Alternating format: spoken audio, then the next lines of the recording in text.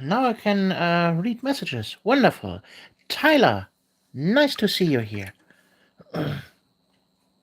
Yeah, well, YouTube is strange today. It suddenly just, from the live video, bloop, closed off, and I was in my main menu of my cell phone. Very strange. Sorry about that. And in the review, I could see that you have been chatting with me, and well, I couldn't see. Miss Poseidon 13, hello, and nice to see you. Finally, I have chat members here. Oh, that's so great. That's so great. Yeah. Yeah, let's press our thumbs together and hope for the best and eat a four-leaf clover and hug a clown or something like that. Everything that brings luck. Hello, Caleb. Guten Morgen. Well, it's a little bit early for morning. Unless you want to say, yeah, hug a clown, or toss a coin to your witcher, or whatever keeps the ball running.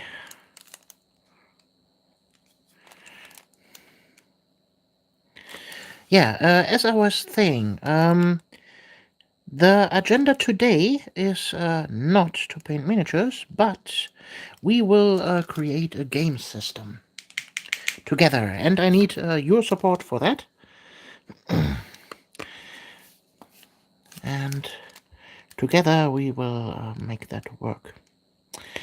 Well, what brought me to the idea is the following. I bought myself the core rulebook from One Page Rules, and I was wondering what all the fuss is about, and how much One Page Rules is better than Games Workshop, and it will define the miniature wargaming for years and years to come. And well, actually, it's just a watered down version of Warhammer 40k. You just have basically the same rules. You still move your miniatures, you roll dice to shoot, you skip the wounding part, and you still make saving throws, and you have cover rules and different weapon rules and all that kind of jazz. And basically it is the same thing overall. It is the same thing, just watered down. And that's actually not what I was looking for. The only thing One Page Rules has that really interests me is the, I would say, chess style activation of units. So normally in 40k, one player has his entire player turn, and then the other player is at the go and has all his miniatures move. But in chess, you only move one miniature at a time. Well, for the wargaming purposes, that would be then one unit at a time. So, and in One Page Rules, you have that. You have different altering activations of single units. And yeah, that's definitely something that I would well take over to my game. But let's make a rundown of things that inspired me. Let's say that this way. The last 2 days, I have watched a little bit of Band of Brothers. It's an older, not old, but older HBO series about World War II. And it focuses on one unit of parachute troopers that were dropped down in the Normandy, and then they fight there. Tyler, that reminds me of an unboxing you did a while back. You would draw dice out of a container, and what dice you drew would determine who activated a unit next. Yeah. Well, where was I? Yeah, Band of Brothers. It's a really nice World War II depiction, and there are some things that inspired me for making a game system. Basically, there was a scene in the second episode where they were charging a station with several gun emplacements. And, well, and you had your units there. Let's say we have here gun emplacement. Yeah, I know it looks a little bit, well, what have you. Gun emplacement number one, then you had here one, and here one, and here one, and they all were connected by trenches. And then you had some brushwork over here all around. And what the unit did was they split off into 3 teams. One team hid here in the bushes, and they fired upon this encampment here. So they engaged the opponent, and they were both in cover, and they were basically the entire time firing at each other, and nothing happened. This was just to have the enemy engaged.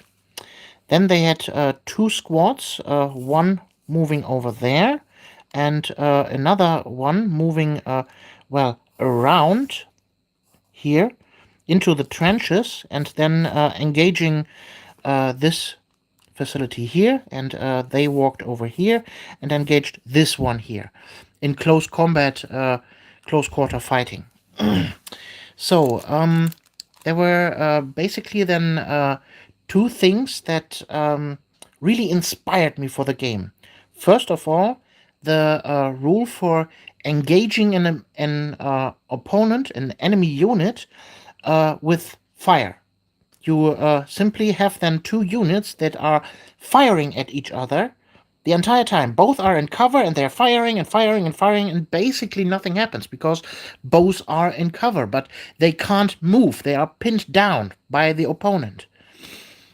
Rule number 1. And then rule number 2 is splitting off parts of your unit. So, for example, you had a 10-man unit, and then you split off a 5-man squad that are basically firing the whole time, and then you have a 3-man squad and a 2-man squad moving around and doing stuff.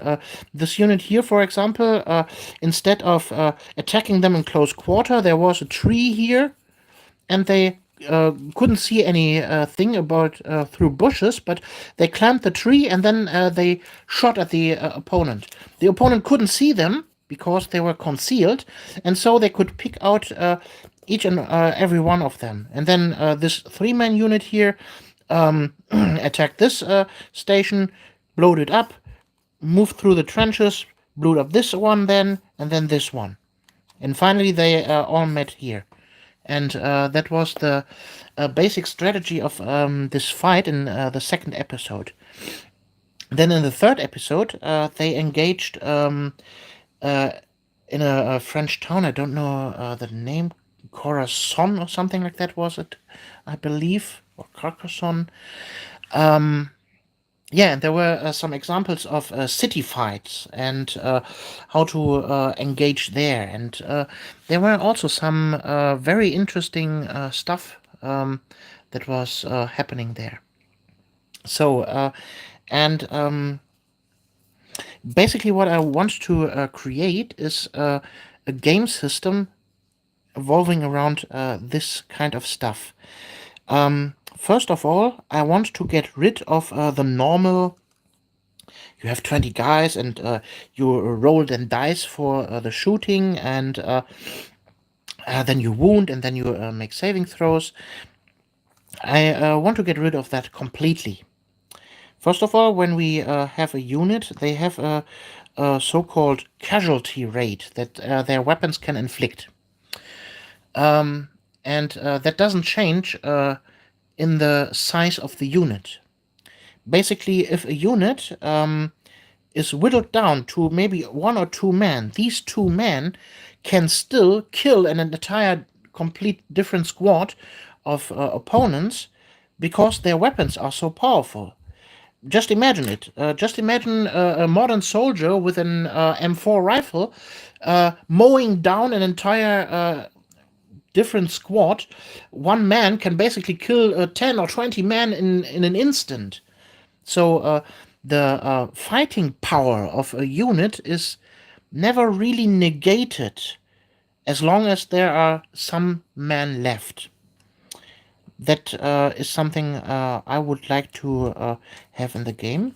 Then, secondly, if units are in cover and they are shooting at each other, there are here and there casualties.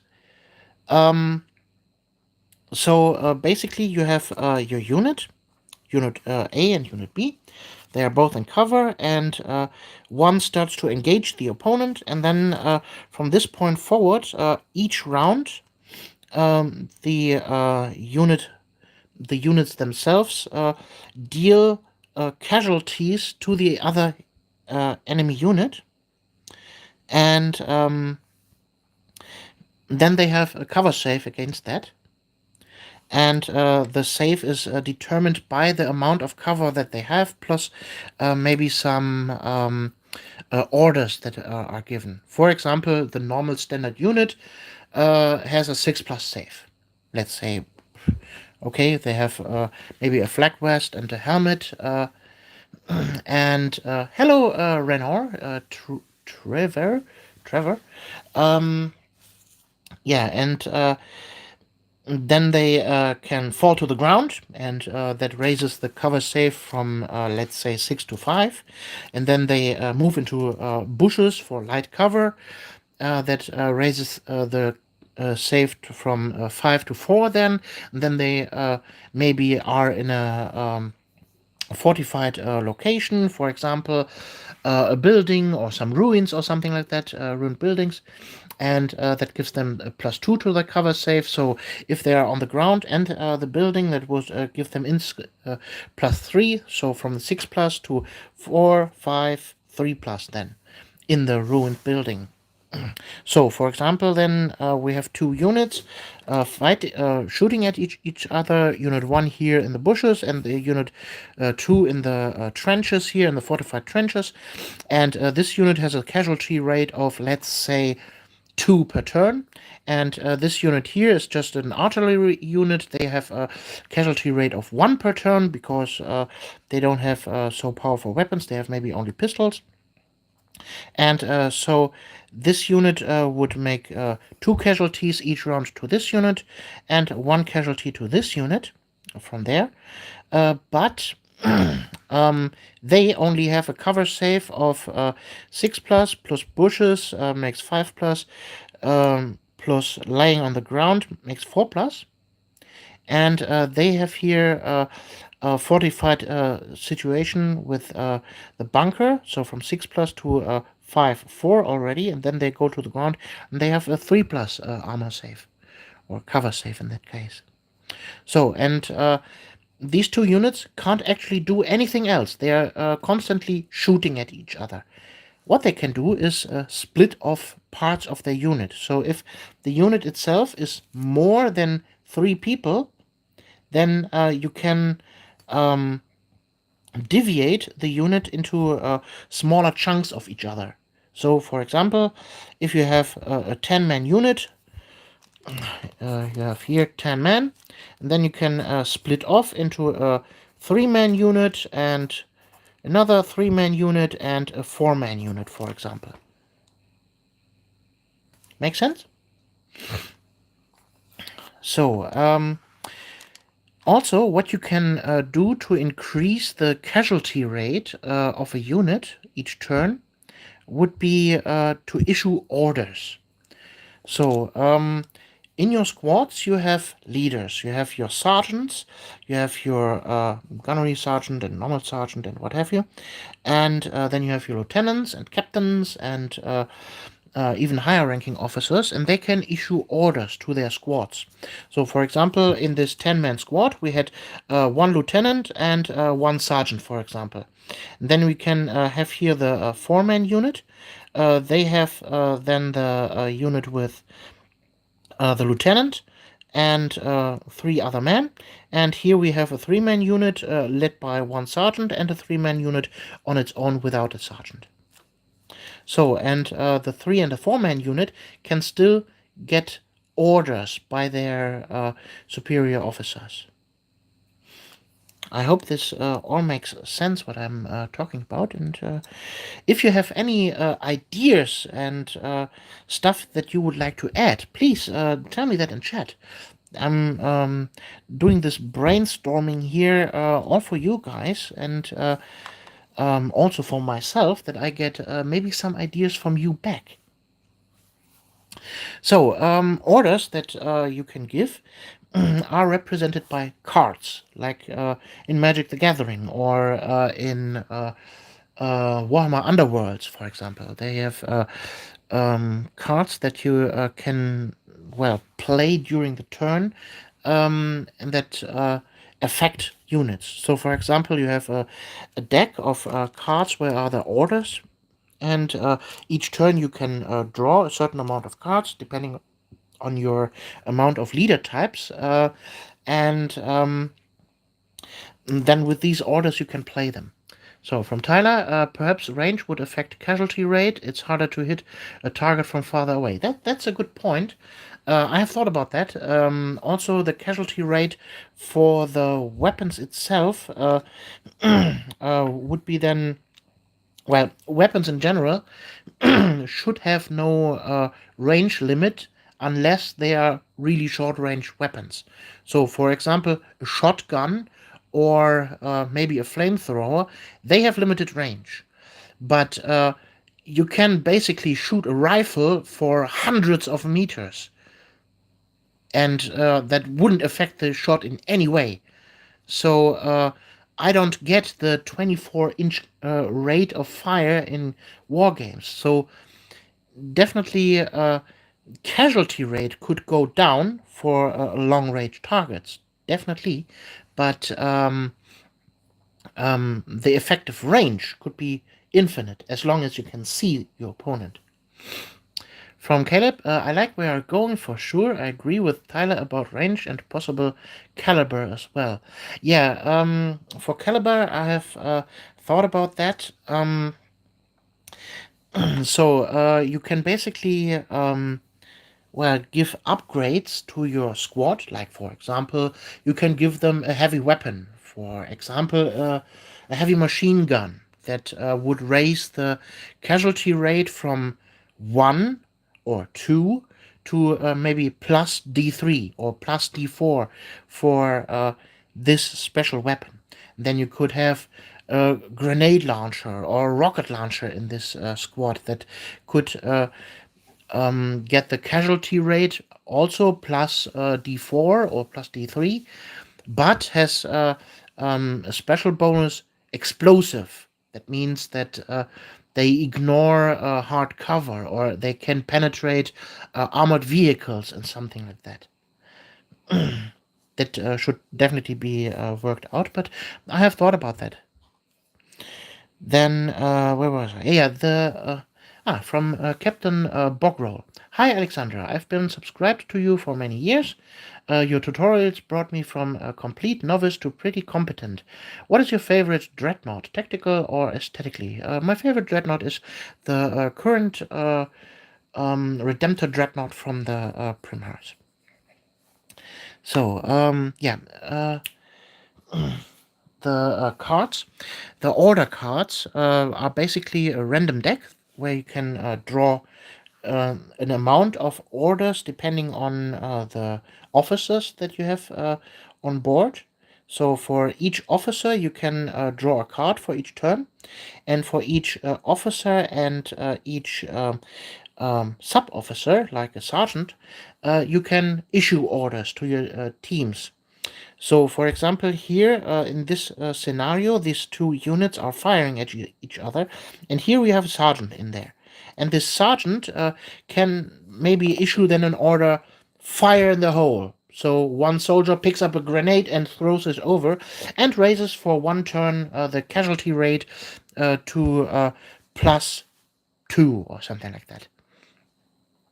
Or they could issue the order, take cover. So they stop firing, and for this turn they don't deal out a casualty rate, but instead they raise their own cover save.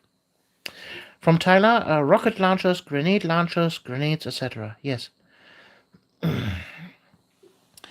So there are a multitude of options that you can give orders to. So in Warhammer 40k, you always have this notion that it is close combat based. Everything wants to finally go into close combat. But if you think about this, in modern warfare, you rarely see anybody ever going toe-to-toe with each other in close combat. This is only the absolute last resort. So why the fuck would I charge somebody over a vast distance just to poke him with an axe if I could just pick up my gun and shoot him over 30 meters distance? That doesn't make any sense at all. So you could charge the opponent and engage with them in very, very close proximity. Like Tyler, for example, said, you could increase the the casualty rate by distance. So if you charge your opponent and you are really toe-to-toe with them, like 2 meters in front of them, you can deal out your casualty rate at an enormous rate. Yeah, from Tyler, I agree on the close combat point. That's why the town made the most sense to me. Yeah, so, for example, the casualty rate of a normal soldier is 1 or 2, depending on the weapon. And if you're really close at them, their casualty rate might be 5 to 10. So if you can get close to an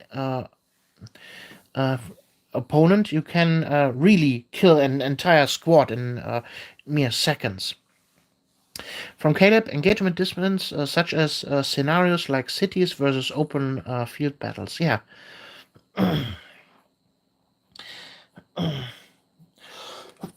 Even in open field battles, you still have some sort of cover. So if you're in an open field, you bunker down in the grass and with your own camouflage and with a ground note 100% even, you always have some sort of cover.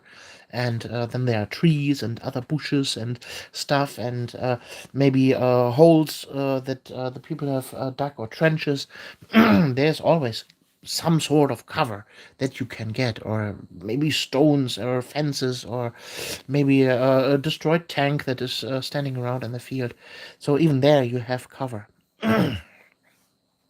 So, with the split of units, you could, for example, then have the 10-man unit split off into 4th and 3-3, like here in this example. And you can get the high ground on somebody if you can draw a line of sight to them, and they're totally not obscured anymore. You can see the miniatures totally from point A to point B with no cover at all. Then they get no cover save, and you can deal out your casualty rate unobscured.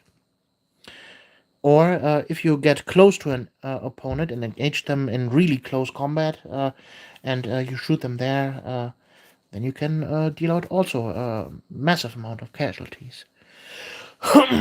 So, what do you guys think of the idea overall? Would you say that is something that you would be interested in playing, like over one-page rules or Warhammer 40k something. Um, yeah, this system overall is targeted at a World War One or World War Two scenario. So this is nothing too fancy for Warhammer 40k. Yes, you could possibly play that maybe with Necron warriors, and then Imperial Guard, or maybe Space Marine scouts or something like that. But yeah, if you add Space Marines to the mix, or then cyborgs and flying tanks and um, all that kind of stuff, then it would fall apart a little bit. But for a World War II scenario, I think this could be a really, really cool system. From Caleb, I like it. It seems like good mechanics for sure. Have you thought of a name for it? War game? No idea. From Tyler, maybe precision weapons like sniper rifles would let you select a specific model as a casualty unit leader or a special weapons person. Yeah, that that sounds interesting. Definitely, if you have a single man unit like a sniper, and you position them in cover somewhere, and they can see a unit, they can deal the casualty. From Ox Ron Zaurox, or Pop Smoke, reduce casualty rate from incoming fire, countered by thermal scopes. Yeah, yeah, that's also interesting. Ron is fine. Okay, hi Ron. Yeah, with smoke grenades you can increase your cover save even more. So with a 3+ in a ruin and in cover, and you pop even smoke, then you have a 1+ save. So no casualty at all. But on the downside, if you're yourself in smoke, you can't see your opponent as well, and you can't deal your casualty rate in this case.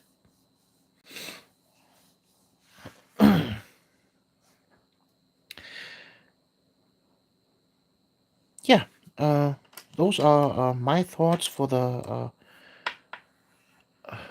Dapper Fox. Hello, hi, welcome to the stream. We were just discussing a new game system that I would like to develop, and I would like your input into this situation. So, for the actual game itself, I would use the normal movement rules. Like, for example, a unit can move 6 inches, and they can sprint up to 12 inches if they so desire, but then they can't do anything anymore.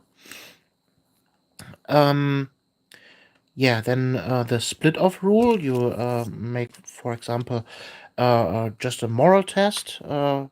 Like in the good old days, you will roll 2d6 and look if the moral is passed, and then you can split off your unit. From Tyler, would this strictly be infantry or world you consider vehicles? Yes, I have considered vehicles. Like I said before, if you have heavy weapons in your squads, you can definitely engage a tank, like a Sherman tank or something like that. But for the general rule, that would be then the non plus ultra of the opponent. If they have a tank, that is a major problem. Then this tank would suddenly become maybe the target of the entire mission to destroy the tank. So this whole game is supposed to be a skirmish game. So you have infantry, but you could have a tank on the field, and it would do damage, definitely, but it wouldn't be part of the opponent's army if you know my drift. From Ron, Alexandra's cooking video, special Intel OP, increase moral of well-fed fighting force. Yeah, I have thought about moral changing stuff as well. So, for example, in your squads, you could have stuff like a chaplain, or you could have a medic in there. So, if your unit suffers heavy casualties, they could get disturbed and their moral broken and run away. So a medic in this instant or a chaplain would definitely increase the morality of the unit. From Captain Bogrol, I joined late, but it sounds practically good for World War One with the use of the NCO sergeant's rules of take cover, etc., with rifles more common than machine guns, etc. Yeah, even in World War Two, the basic infantryman had a single fire rifle. Um, Machine guns like Tommy guns and something like that, or the MG1 in the German forces. There were rare occasions, but if they were present, they were a presence to deal with. Jeeps would be a bad idea. Wouldn't be a bad idea either. Jeeps with mounted weapons or models shooting out. Yeah, definitely. So a jeep could have a casualty rate, and you could possibly damage a jeep. That wouldn't be that much of a problem for infantries, and therefore it could be a part of the game. Even motorcycles or motorcycles with a um, second person on the side, like the trike. That would be cool stuff, or open faced tank vehicles like the Germans had. Those vehicles would still be considered attackable from a normal point of view because they were open faced. But a real closed up tank like a Sherman or a Leopard or a Tiger, uh, those could be devastating on a field. Yeah, so it should be a skirmish game. That's what I'm trying to say here. Skirmish game with maybe one or two squads of 10 infantrymen. From Depper Fox, have you ever watched anything from the Man of War computer game series? Not that I know of. I don't know that game. Sorry. Can you tell me anything about it?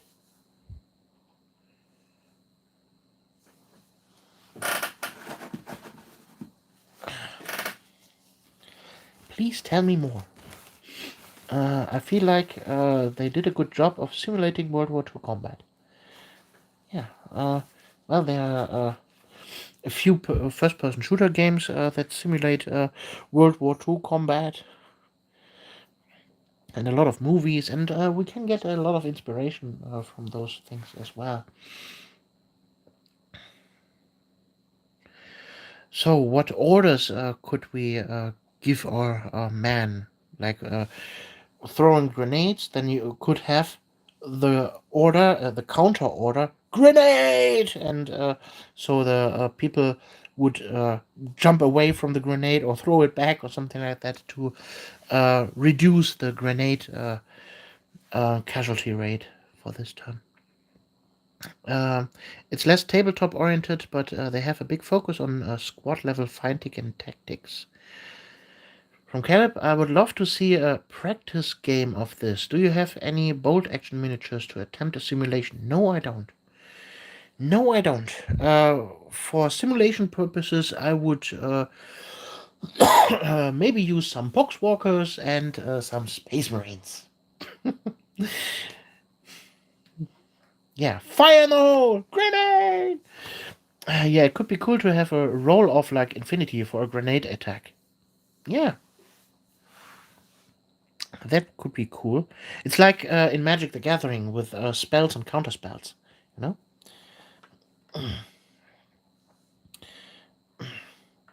Also, if two units are engaged and you want your unit to move, then you could give the order move, move, move, for example, and then the unit must make a moral check to leave their cover, because that's a really scary situation. You're pinned down by the opponent, bullets are flying around, you're putting your head down, you're in cover, and all nice and cozy, and then your sergeant screams you in the air, "Move! Get out of cover and engage the opponent!" So you make a moral check, and if you get the moral check, then you can move your unit. But in this instant, the unit is moving, but the opponent will still fire upon you, and they will then inflict their casualty rate again to your unit.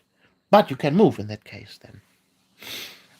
From Dapper Fox, yeah, exactly. And then you could give units different levels of training, which will augment their moral role of their ability to return fire. Yeah.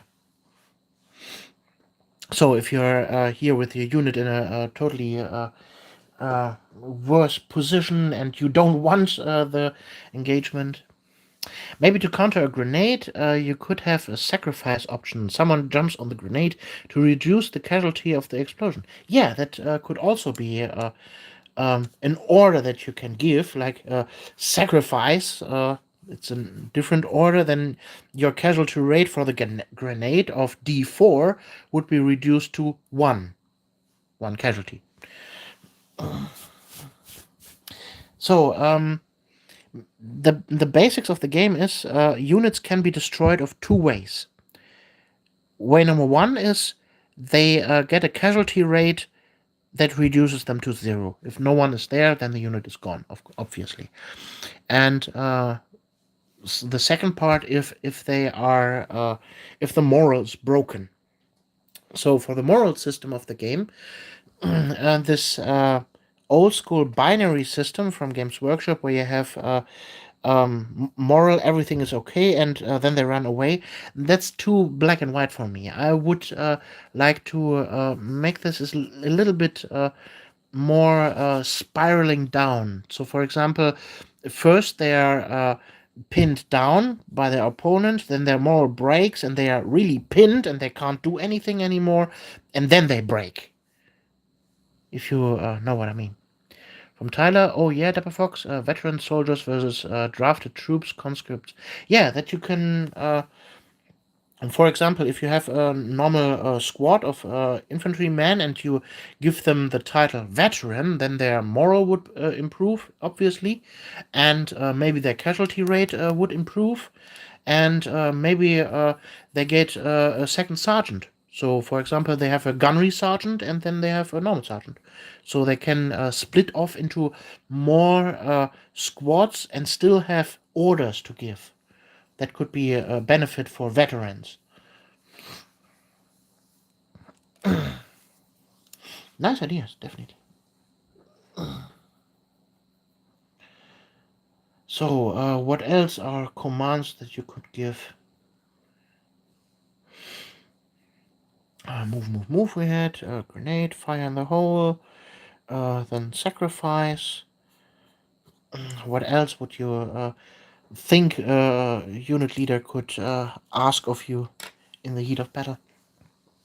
Dapper Fox, totally. And conscripts can have fewer orders, but can make larger moves like wave attacks. From Ron, air support, fire support, supply drop, requires radio operator.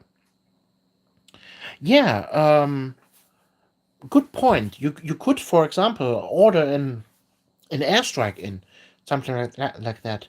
So you have the opponent fortified position, and you order with your radio operator an airstrike, and then you look where it would land. So, for example, you order the airstrike here, and then you roll an artillery die and the and the casualty and the direction die, and in the end, the airdrop would be then here, and it deals in a 45-degree angle.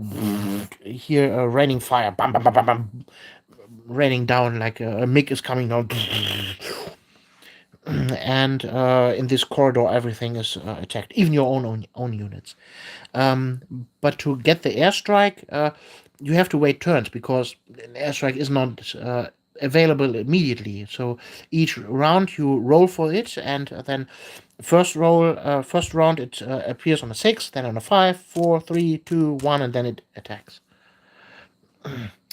To the air support off-board agility, you could also have a ranging in action or upgrade on the supporter to make it scatter less. Yeah, good point. You could have a spotter, for example, that have make the accuracy better and reduces the scatter distance by a d6 or a d4 or whatever. And yeah, that could be really cool. And to ask for reinforcements, there could be parachuters coming down, or from the rear end of the board, new fresh troops could come in. Apropos fresh troops, what I also thought of is merging units. That's something that bothered me in Warhammer 40k for 20 years now. Why is it that you have a 10-man unit of Space Marines and then a 10-man unit of Space Marines next to it, and the 10-man unit here get a casualty rate of maybe 7 and only 3 are left, and here you have a casualty rate of 4, and they are still separate units? Why can't you say, okay, these 3 join now this squad? Why not? So I would totally make merging units totally a thing in this game.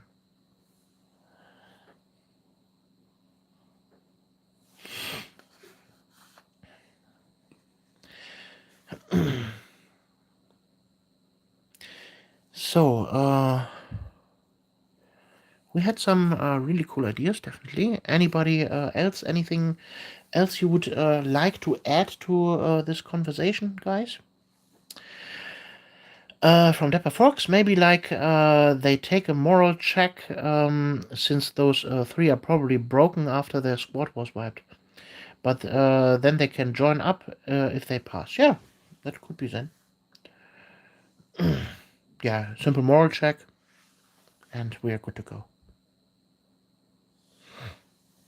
From Captain Bogrel, yeah, whoever has the highest ranking soldier in the 2 damaged unit can take command of the other. Yeah.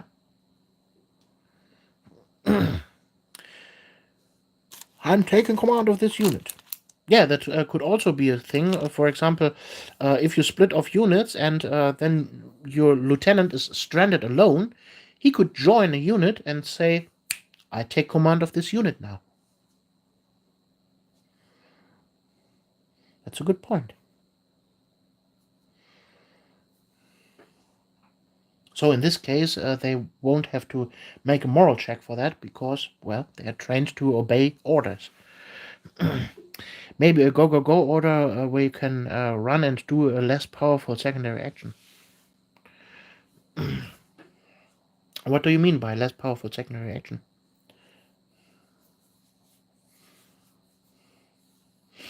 Please clarify. Please state your attention.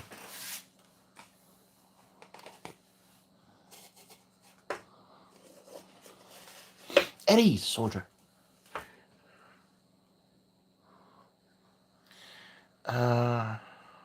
So like a modified shoot action where you're less accurate. From Tyler, sort of a reinforce action. Split off some number of models from a unit to move them to support join another unit. That's also interesting, that you can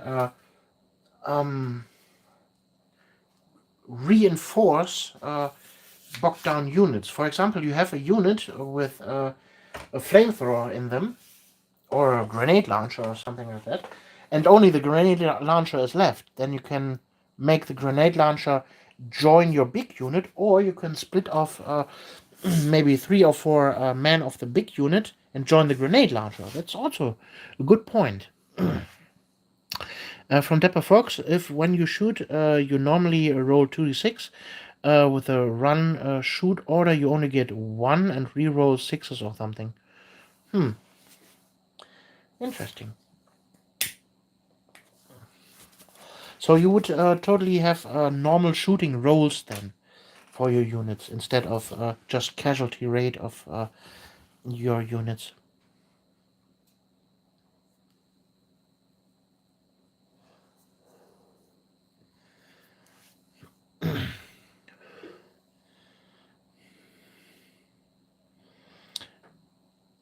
So you might have joined later, but in this instance, I would cancel the entire rolling for shooting. So your units have fixed casualty rates that they inflict on opponents, and those can only go down by the cover that the opponent has. Like not immediately kill them, but if a unit passes, they continue moving. If they fail, they go to ground, take the nearest cover. Interesting. From run like a breach order, flashbang, then fire.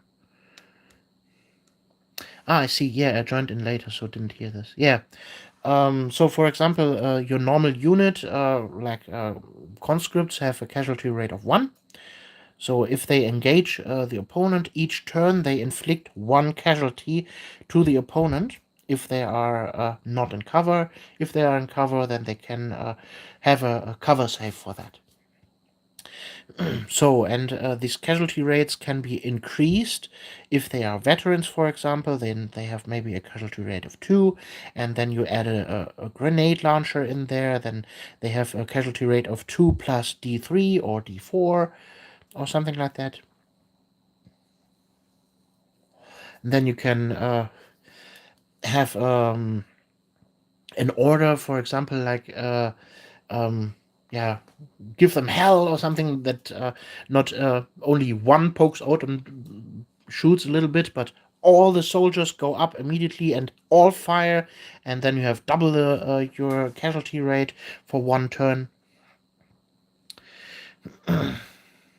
Yeah, predictable damage, not though so unpredictable like in the dice. So it's more a tactical game than a luck-based game, I would say. It's still a little bit of luck involved with the drawing of your orders, but yeah, that would increase the tacticality of the game, I would say. Sorry if the camera shakes here and there. I'm tapping my handy to see the chat. It always disappears.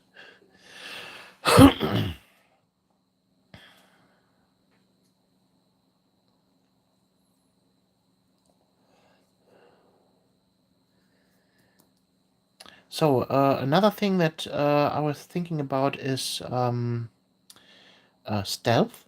So when a unit splits off of your main unit, they could start in stealth, and then their movement would be halved in that case. They move quietly, and they cannot be engaged by other units as long as they are stealth. From Ron, going to listen on my drive home. Loving the ideas so far. Okay, have a safe trip. From Captain, having veterans is a good idea too. If you have a regiment that have had experience, they can have better soft stats and have slightly easier rolls. Yeah, that's the whole point of having veterans. They are better at things.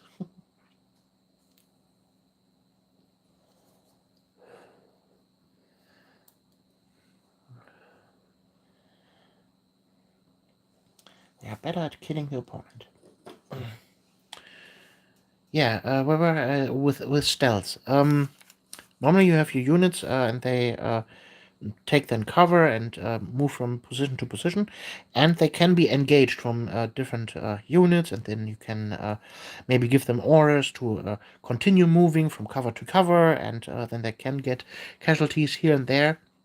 But with a stealth unit, they can move freely on the battlefield without getting engaged, unless they are completely visible to your opponent, standing out in the open, or they start engaging. Then they become visible.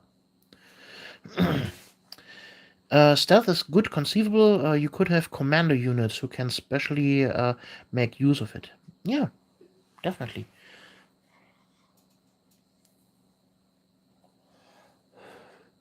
So we have now the normal units, then we have special stealth units, and then we have snipers.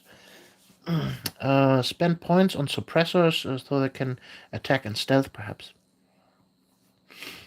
Yeah, that suppressors. That's a movie thing.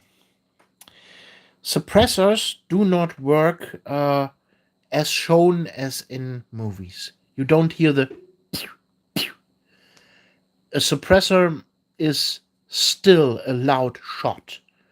The only thing the suppressor suppresses is the fire that comes out of the front of your gun. And you can't really detect the direction from where the shot may be fired, but you still hear the shot.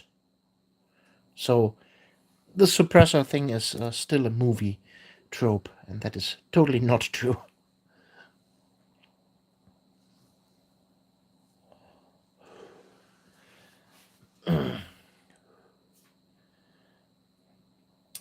um, but this brings me to another idea that I had. How about crossfire? If, for example, we have a unit and they split off a stealth unit and they came um, to this position and then they crossfire on a unit, what do you think could happen then? What are the ramifications of crossfire for a unit? Do you have any ideas for that?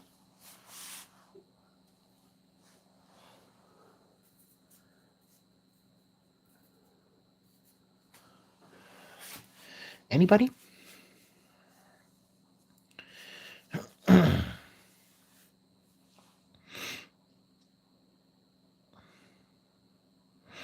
So I was thinking about an increased casualty rate, for example, or that could break the morale of the unit if they are engaged from two sides. Damage multipliers, a moral check for the shock of suddenly being attacked from two sides. Yeah, could do both. Would totally be feasible.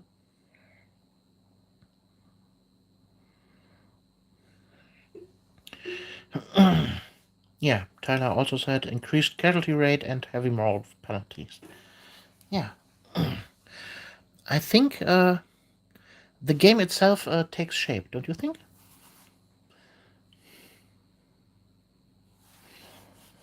I really like this engagement right now here. This conversation about creating a game, creative input, all that stuff.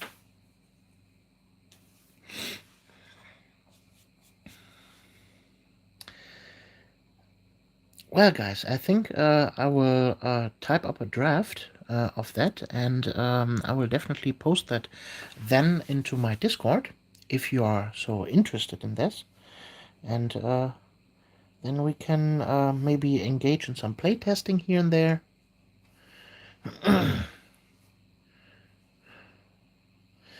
From Caleb, yep, would love to see a practice game, one of next videos perhaps.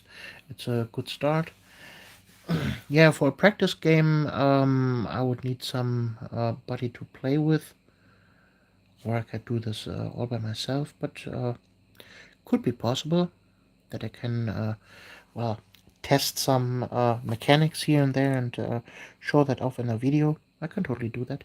But first of all, let me draft up the general rules in a solid form, and then we can start to test this and maybe give some feedback and rehearse this whole thing. From Tyler, perhaps elite units would be an option. Marines as opposed to standard soldiers. Dapper Fox, or maybe Chat can offer some control for one side. Yeah, a live stream wouldn't be feasible because my gaming table where I would perform this stuff is down in my basement, and down in my basement I don't have a wireless LAN, so that wouldn't be possible. Sorry, this I can't do. Sorry, very sorry.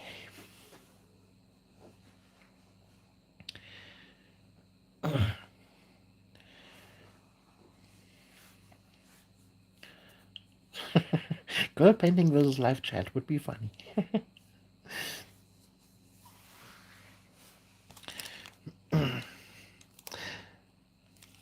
So, we are almost at an hour here now, right now, and I think we have had some really nice ideas. If you have some additional ideas, please tell them now or put them in the doobly doo after this video. What size board would this be played on from Dapper Fox? Oh, normal size gaming board, 4x6, maybe. Could be really big. Could be really, really big. This tiny boards like 3x3 from for Kill Team, that's too small. I want really big boards because let's face it, weapons can shoot really far, and like we have determined, normal shooting weapons don't have engage final range. So with your rifle, you can fight over 300 meters or even longer. So your casualty rate would go down, but you can totally fire at that range. And yeah, I was thinking about what you said about Space Marines. Then in the game, you could have several levels of troops. So if we make that 40k style game, so miniature agnostic, played with 40k miniatures, we could then simply adjust the troop system from drafted soldier to veteran soldier and then to elite veteran soldier. That would be then a space marine or stuff like that. So for Tau, that would be the normal Tau fire warriors, and then maybe the stealth suits as stealth units, and then crisis suits as super elite units that have a very high casualty rate and moral support and good cover saves, but they are obviously a low model count. From Caleb, I'm glad I could catch a stream. Wishing you all the best. Alexandra, I must go now, but support as always. Take care, everyone. Yeah, obviously, if you like to support me, you can do that here with super chat and super stickers. And yeah, this stream and everything I do here is totally supported by you guys. Because YouTube doesn't pay me a living wage. Who would have thought? I get maybe 30 cents per video I produce. It's not really much. But yeah, thanks for everyone who participated here in chat. Thank you, Caleb. Thank you, Dapper Fox and Tyler and Captain. And who did I forget? Ron, thank you. For you. Did I forget anyone? Jacob L, thank you.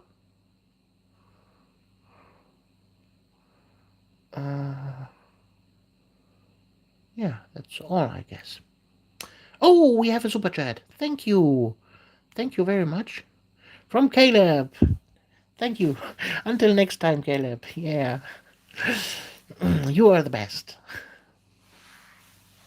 So, like I said, I will type that stuff down and put it in my Discord. Yeah. And we will see us then in the next video or live stream. Yeah, every dollar helps. So, thank you everyone for participating, and well, we see us then in the next video. You're Alexandra. Bye.